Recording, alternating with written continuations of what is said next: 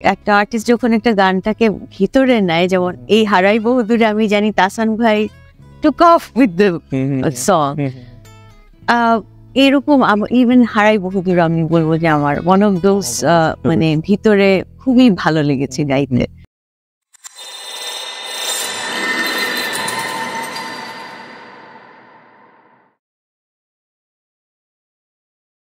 সবাইকে স্বাগত জানাচ্ছি রেডিও টুডে FM 89.6 এর official Facebook fan page www.facebook.com/radiotodayfm 89.6। এছাড়াও আপনারা এই অনুষ্ঠানটি সরাসরি শুনতে পাচ্ছেন 89.6 FM ফ্রিকোয়েন্সিতে। আজকে বিশেষ একটি আয়োজন নিয়ে হাজির হয়েছি, আর বিশেষ একটি মানুষও আমার সাথে আছেন। আপনারা হয়তো স্ক্রিনে অলরেডি তাকে দেখতেই পাচ্ছেন, জনপ্রিয় একজন মানুষ এবং খুব পরিচিত একটি মুখ, সুস্মিতা আনিস। আপু কেমন আছেন? এই তো ভালো। আমাদের সাথে স্বাগত জানাচ্ছি আপনাকে। অনেক ধন্যবাদ রেডিওতে আসার জন্য।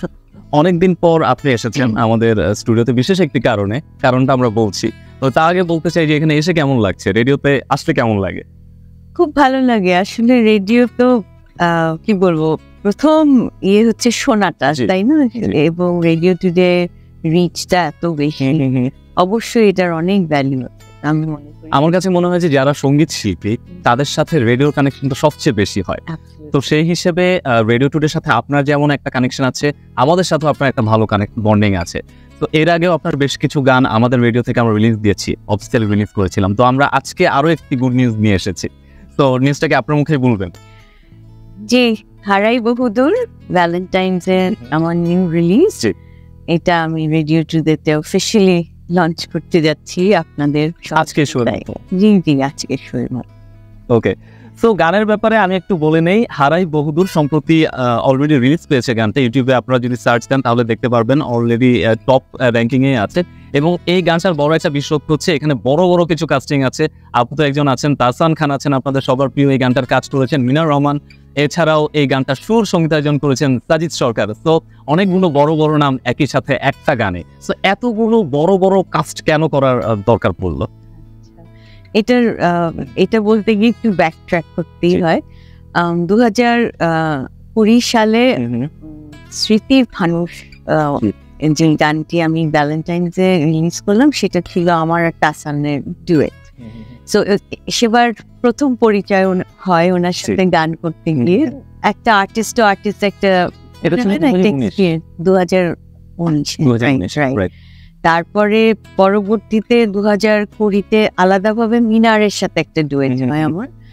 সেখানেও একটা খুব সুন্দর একটা এক্সপিরিয়েন্স হয়, গান, আয়োজন, শো সবকিছু মিলিয়ে। তো এটা ছিল আবার বৃষ্টি হবে গানটি। তারপরে সাজিদ সরকারের সাথে আমার সোলো, তারপরের বছর সোলো একটা গান উনি কম্পোজিশন করে দেন, বেলা বয়ে যায়।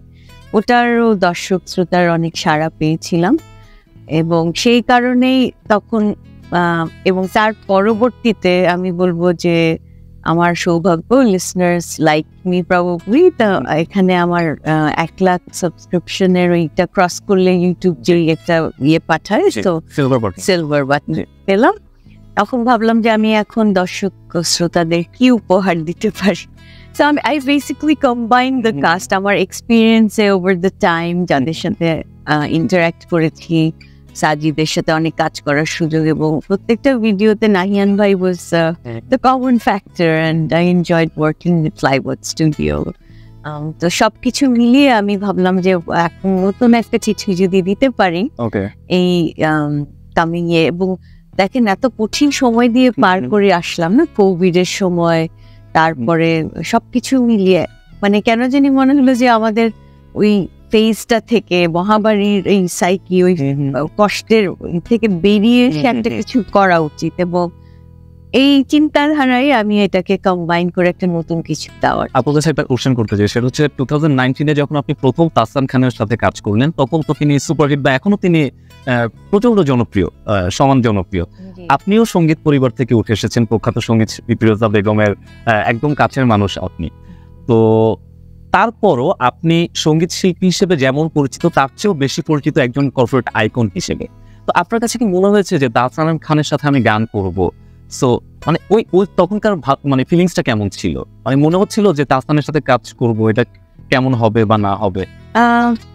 আমার ওরকম ভাবে আলাদা করে কিছু ওভাবে আমি ভাবিনি, তবে আমি জানি যেহেতু তাহসান ভাই ওনারও মানে কি বলবো ওনার এডুকেশনাল লাইন, তারপর উনি পরবর্তীতে হয় না যে উনি টিচার কাজও করেছেন, সবকিছু মিলিয়ে কেন জানি ভেবেছিলাম যে ইভেন আর্টিস্ট হিসেবে ওনার এত পরিচিতি, এই কম্বিনেশন ইট মাইট ওয়ার্ক আউট, সেই জন্যই actually I tried to work with him, এবং এত ভালো লেগেছে তখন সেটা আমার মনেও ছিল যে কোনো সময় সুযোগ হলে আবারও হয়তো অন্য সময় গান করব।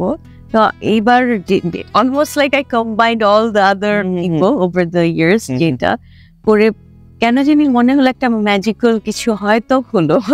মানে গানটা যখন হারাই বহুদিন গানটা যখন মানে ফাইনালি এটার ভয়েস দিয়ে এই জিনিসটা একসাথে হলো, হাসান ভাইয়েরও যেমন ভালো লেগেছে আমারও অসম্ভব কেন জানি গানটা ভালো লেগেছে। মিনার ভাইও খুবই এনজয় করেছেন এটা করতে। তো সবকিছু মিলিয়ে মনে হলো যে না, ইটস ওয়ার্থ দ্য এফর্ট। এখন এটাকে কিভাবে সুন্দর করে এটার ভিজুয়াল করা যায় এবং মানে সেইটারই চেষ্টা, এবং সবচেয়ে চ্যালেঞ্জ হয় স্কেজুলিং, না সবার স্কেজুলিং মিলিয়ে করা। আমরা আলাদা আলাদা ভাবে যদিও নিয়েছি ভিডিওর শর্টসগুলি, বাট সামহাও এটাকে আবার নাহিয়ান ভাই খুব সুন্দর করে এটাকে কম্বাইন করেছেন, ওয়ার্ক করেছেন। একদম। মিনার রহমানের সাথে কিন্তু তাহসান খানের একটা ভালো কানেকশন আছে অনেক আগে থেকে। ইনফ্যাক্ট তাহসানের হাত ধরে কিন্তু মিনারের মিউজিক ইন্ডাস্ট্রিতে আসা, এবং মিনার রহমানের সাথে রেডিও টুডে একটা ভালো কানেকশন আছে, বিকজ আমরা লং টাইম একটা শো করেছি, দ্য মিনার শো। তো ওখানেও আমাদের যারা মিনারের ফ্যান ফলোয়ার্স যারা ছিল তাদের দেখতাম যে তারা মিনারকে কতটা ভালোবাসে, আর তাহসানের ফ্যান ফলোয়ার নিয়ে তো আসলে কিছু বলারই নাই। তো সেকেন্ড এই গানটা হারাই বহুদূর, এই গানটা নিয়ে যখন আপনি চিন্তা করলেন, লিরিকের ব্যাপারে কি প্রথমে চিন্তা ছিল যে মিনারকে দিয়ে আপনি লিরিক করাবেন, বা এই চিন্তাটা কিভাবে আসলো?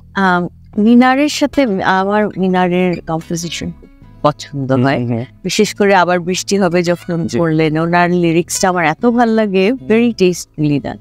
তো আমি তখনই মনে করেছিলাম যে কোনো সময় হয়তো মিনার ভাইকে বলবো যে আপনি একটু কিছু লেখেন, কেন জানি আপনারটা মানে নর্মালি একটা কিছু করতে গেলে অনেক কারেকশন বা নাই শব্দ নাই, এটা আমার সাথে যায় না, মানে অনেক উনি যেন ন্যাচারালি একটা মানে he has a natural talent. So আমি তখন ওনার সাথে আসলে শুরু করেছি ওই লিরিক্সটা নিয়ে, এবং লিরিক্সটা ভালো লেগেছে বলে তারপর শুটটা যখন আসলো ওইটাকে ফ্লোট করে তার সাথে তাহসান ভাইয়ের ইনপুট, এর মধ্যে কিন্তু অনেকের ইনপুট গেছে, এবং ওনার মিনার ভাইকে মানে যেহেতু ওনারা আবার আগে চেনেন, তো there was a equation kind of worked out.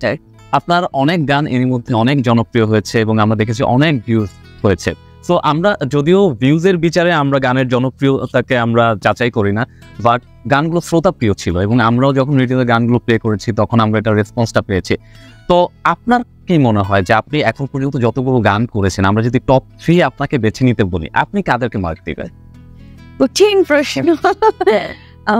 আমার কেউ জানুক আর নাই জানুক যে গানটি, এটা এখনো কেন জানি খুব বেশি আমার মনে ধরে গাইতে গিয়ে বা সবকিছু মিলিয়ে। সেটার সাথে সাথে আমি ঠিক আসলে ওভাবে কত ভিউ ওভাবে দেখি না, করেই চলে যাই না আরেকটা জায়গায়। আবার বৃষ্টি হবে গানটা আমার গাইতে ভীষণ ভালো লেগেছে। মানে আর্টিস্ট না, একটা আর্টিস্ট যখন একটা গানটাকে ভিতরে নেয়, যেমন এই হারাই বহুদূরে আমি জানি তাহসান ভাই took off with the song, এরকম ইভেন হারাই বহুদূর আমি বলবো যে আমার ওয়ান অফ দোজ মানে ভিতরে খুবই ভালো লেগেছে গাইতে। এই তিনটা আমার জাস্ট ইমিডিয়েটলি মনে হলো। আর মাঝখানে কত কিছু করেছি, অনুর সাথেও গান করেছেন। অনু, হ্যাঁ, ও মাই গড, জয় হোক ওয়াজ অ্যামেজিং। জয় হোকটা করতে গিয়ে আমার মানে আমি বলতে পারবো না, ওই গানটা বোধহয় ওই যে মানুষের প্রার্থনার মতো ভিতরে যে কাজ করে, it has that sort of একটা আধ্যাত্মিক কেমন যিনি কানেকশন, মানে ওটা আরেকটা লেয়ার। আমার খুব ভালো লেগেছিল এই গান। এই গানের যখন ফাইনাল প্রোডাকশনটা হয়ে গেল, ফাইনাল প্রোডাকশন হওয়ার পর যখন আপনিও শুনলেন, তাহসান খানও শুনলো, এরপর কি আপনার কথা হয়েছে? এরপরে কথা হয়নি, তখন আসলে ভিডিওর এই ফিনিশিং, তারপরে অ্যাকচুয়ালি আমাদের আর কমিউনিকেশন হয়নি। বাট আমি জানি যে ওনার খুব পছন্দ হয়েছে, আমি থ্রু মানে আমার লোকজনের সাথে, বাট সামনাসামনি এখনো কথা হয়নি। ওকে, আমরা চাচ্ছিলাম যে আমরা এক্সপেক্ট করছিলাম আমাদের এই শোতে হয়তো তাহসান খান থাকবেন অথবা মিনার থাকবেন, বাট আনফরচুনেটলি তাহসান খানের ফাদার্স ঠিক হওয়ার কারণে এক্স্যাক্টলি এই জন্য আমি ওনাকে ডিস্টার্ব করতে চাইনি। আমি যদিও মেসেজ রেখে দোয়া করি আপনার বাবা হয় না সুস্থ হয়ে যাক, এরপরে তো গান নিয়ে কথা বলা ঠিক সময় না। তবুও আমি বলবো যে এত ডিফিকাল্ট যে সময়ও যে উনি আমাকে একটু টাইম দিতে পেরেছেন, আই এম সো গ্রেট।